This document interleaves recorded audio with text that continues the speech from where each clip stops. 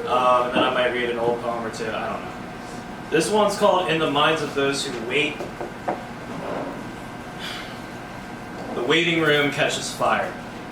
People stare at their phones, or off into the distance that isn't there. White flames engulf the doctor's office. Daily business must be pursued as fewer humans can afford to live. Lies crafted in minds make patients blame themselves for their ills.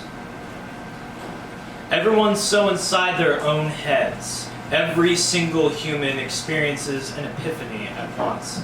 Each and every one a 7-year-old Elizabeth Bishop, realizing for the very first time that they exist and they are as fragile as a volcano. There is a war outside the doctor's office, an invisible battle fought in the streets between the healthy and the ill. The American healthcare system, an institution of violence. Health insurance companies, criminal enterprises, extorting patients, denying existence. Covering nothing but their own pasty bodies with blankets crafted from the skinned flesh of sick people. Denied patience, denied time, denied money, denied air, denied peace, each and every person, a poet, even the illiterate, especially the illiterate. White flames engulf the doctor's office, all the dying jammed into sterile dungeons, while doctors still only make house calls to the rich, so they can receive care and comfort. And everything else remains in flames to those who wait. A genuflection before an execution. Hands tremble, a moment molded by so many years. If only peace can be achieved by the death of one man. To take a life is despicable, but inaction in the face of extinction is worse. I'm a proud descendant of peasants. I'll take an axe to his neck, the president's neck. Not hesitant to kill any billionaire, bomb any mansion, self-immolate on the White House lawn, strap a suicide vest to my chest. I'm not going to finish that poem. Yeah, I see that. The FBI's already. Big trouble. Yeah, it's good. It's a good thing that yeah, it's a live broadcast. All right. All right. This one's called Lavender. Whenever I hear the word lavender, this is not funny. This is not supposed to be funny. All right. Whenever I hear the word lavender, this is a sad poem. All right. Put on your sad face. Okay, please. Thank you. Appreciate it. Lavender. Whenever I hear the word lavender, the only lavender I think about is the lavender that I smelled when I saw my mother die, and I felt her heart let go when she tasted death. Here's another poem. I tried to pay my bills, but I wrote a poem instead. I feel like a beautiful failure, drifting apart. The gas is due, electric due, rent past due, student loans deferred, medical bills and collections, my liver processes the poison. I must clock in an hour. I must buy a pot for a plant I broke last week. The fragile being sits in a plastic cup on the windowsill. I've been putting it off, been putting it all off. Put off jury duty, put off taxes, put off health insurance payments. The deadline's coming up, deadline gone. There's only one deadline that matters, and none of us know when it's gonna hit. So writing poems didn't actually pay the bills? Bob, don't interrupt me. We live. I don't care. Yeah, everybody interrupt me if you want. It's just poetry. It's fine. We live in a failed vacuum. The big crunch postponed until further notice because God got lazy. Man is made in his image. After all, man is made lazy unless it's sex or violence. We're thinking about the end being nigh for thousands of years. It doesn't mean it's a lie. Lazy. Damn lazy me. Damn lazy man. There was no word for lazy before. But now productivity is my master. Damn, I owe money. So much money. Damn the debtors. I owe more than I know. Not to people, but to places that don't exist. A P.O. box in Ohio. A small town I've never been to. Damn you, collector. I don't owe you shit. Fuck.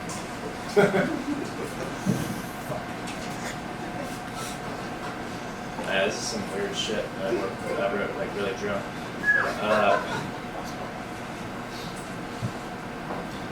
I have felt obsidian rocks in my hair while I was asleep. I dreamt of you before I knew you. Water shot through my lungs. I lived on dry land. And the secret is thought. I thought about you all the time. Even though the air that we've shared is thick. I have thought about moments that have never existed. I have dreamt about towers that no one has ever inhabited. I've scaled those heights even though that's my worst fear. I've felt crystals in my pockets, placed there without my consent. I have been in love with a witch or two, and I've survived. I have not forgotten the magic that has made me survive for all this time. I've always known how I die, and death's breath whispers lies. I have an angel who does their paperwork to make sure that I still do my job. Yeah. Thanks, Warren. I like it. Thanks. Okay. Alright. The American military is forever breathing down our necks. A flyover before the big football game has more meaning than most can comprehend. The act itself, a warning to Americans. A statement that the government can kill you whenever and wherever they choose for whatever reason they deem fit. I crossed out the rest of it, so I don't know. How am I doing on time? What am I You're doing fine. You're at 9 minutes. I'm at 9 minutes? Yeah, that's. I better fucking finish up. Whatever. That's enough from that book. Alright, Jesus Christ. Alright, so this book is a new one, and we're at new book. I'm going to read some love poems. I'm as surprised as you are. I'm as surprised as you are, Bob. Yeah. No. Right. Jesus Christ. Okay. This is called The Future.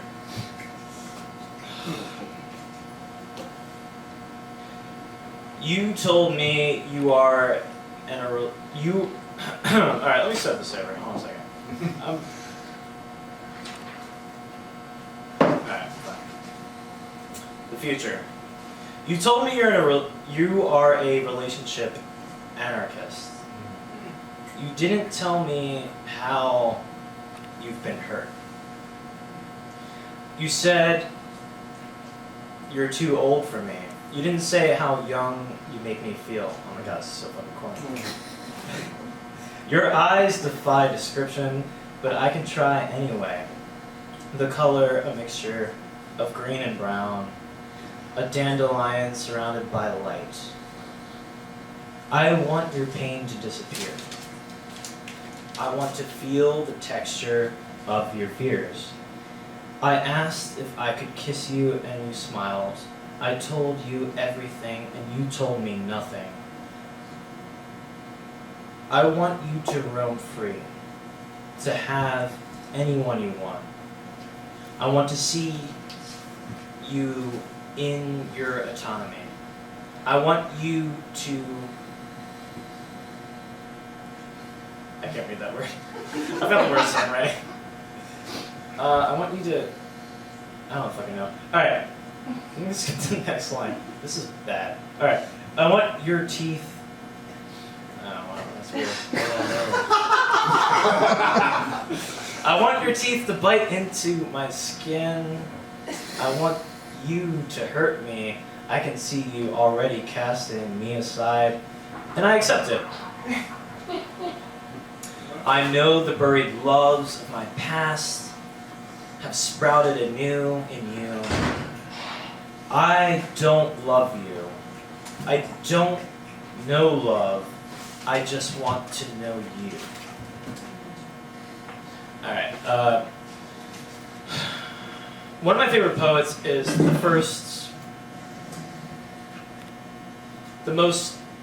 goat. The goat. Oh my god, Courtney. Hey. Yo! Alright. Oh my god, I'm so happy that Courtney's here. Hold on a second. Alright. This is called After Sappho. I wrote this after Sappho, whom I love. Sappho is one of my favorite poets. You can download her poems for free on the internet, and she,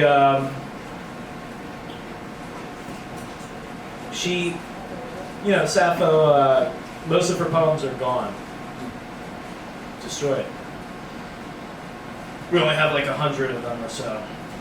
It's really sad because she was the fucking greatest poet of all time. The GOAT, as people in the hip hop industry say. Sappho's the GOAT. Alright. So this is after Sappho. Sparrow and barbed wire. Now I know your claws, the strength of smallness. Goldenrod smile, a soft fear. Your eyes. Your eyes. I look into your skin, see what you want me to see. Chirp at me. Like birds who scream with each other in the treetops, down city blocks. I can see the past in your hands. They're the only part of your body that look worn. Your hands are tiny tools that have changed lives. Your hands have scars and wrinkles which stretch up my spine. Your fingers take root into something unknowable inside myself. A lake I now toe touch and feel what I've known before but lost. Feelings that drowned to death, now resurrected. I reach into the dark pool and pull out a marble statuette of Cleo, all pearl except a laurel of hyacinth in her hair. She speaks to me in ancient Greek, and I listen, but yo no entiendo. The only word I can make out is hand, and my eyes are scarred. Your image seared into my memory. You are my January spring, the cold glimmer. A cliche in words, not in thoughts. Softer than my thoughts are the hands of my lover, yet to be. Softer than city flowers are your hard hands, which hold mine in cold glimmering light from your tawny eyes, your flaxen eyes. Softer than skyscrapers are your sinful hands, which have captured my eyes, drawn toward the pink scar on your knuckle. A mutant knife cut you as a child. Cancer only increased your beauty, your hellish beauty. You, a 90-pound Hades. Eyes the color of cheetah skin. Your pupils, the soft spots that strike me with comfort. I can rest inside your retina.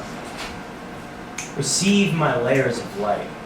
I will let your river bleed into mine. Your river Styx, your corneas, carnations that send me messages unrestrained. I do not know you. I do not need to know you. To feel lost. To feed on light, reflected by your eyes. I only care about the present in your presence. Sparrow perched on barbed wire. Now I know your claws. Yes. Can we read one more poem? Yes.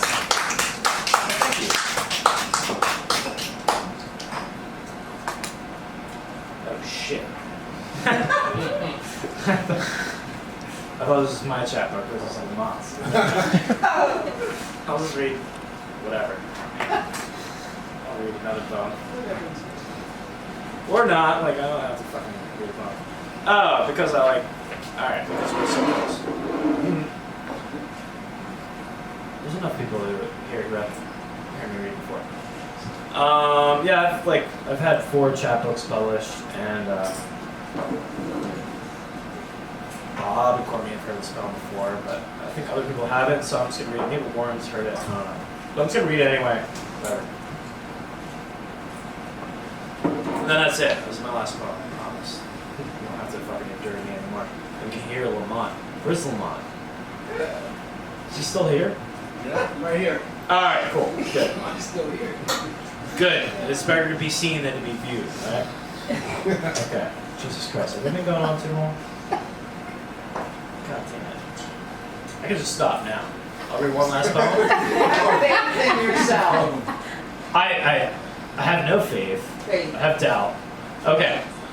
A plunger, the French word, and McLynchies. McLynchies. This is a poem about McLynchies. I'm reading this for you, John. I'm reading this poem for you. Have you heard this poem before, John? No, I haven't. Alright, I'm reading it for you, John. Alright, it starts with an epigraph. A plunger is a slave, an oasis slave, doing stupid and largely unnecessary work. He is kept at work, ultimately, because of a vague feeling that he would be dangerous if he had leisure. George Orwell, Down and Out in Paris and London. A plunger is a dishwasher in French restaurants. These fingers grasp ceramic and glass, attached wrists turn and scrub dishes and instruments of consumption. These hands are immersed in hot and murky, fetid water, toiling until the night wears down to the final minutes when hours of duties must be finished. The grunge and grease of leftovers stained will be obliterated. These calluses break and reform through bleach and detergent, and on palms clutching plates, bowls, mugs, pots, pans, all covered in castaway food, half-eaten, not eaten, thrown away food, dumped in plastic bags mixed with poison, for those just one step below to dig through and savor in a nearby dumpster. These feet step into the back alley headed to the dirtiest, cheapest watering hole. These hands have contemplated searching for sustenance. And so the eyes wander over slouched figures whose spines are also slumped over. Precious minutes pass between now and when the last train departs, and yet there is desire. These nights torture with desire. For a cold, clean glass filled, as this mind cannot rest until the hand meets the common grail and ponders transferred memories of whose other hands it has passed through, until the tongue enters the vessel and forgetful liquid washes away the forced mechanization of human organs, until the brain becomes inspired yet frozen from an unspoken covenant. that each and every worker mind their own and drink, but never belabor the plight of pointless labor. All right, thanks for coming out, everyone.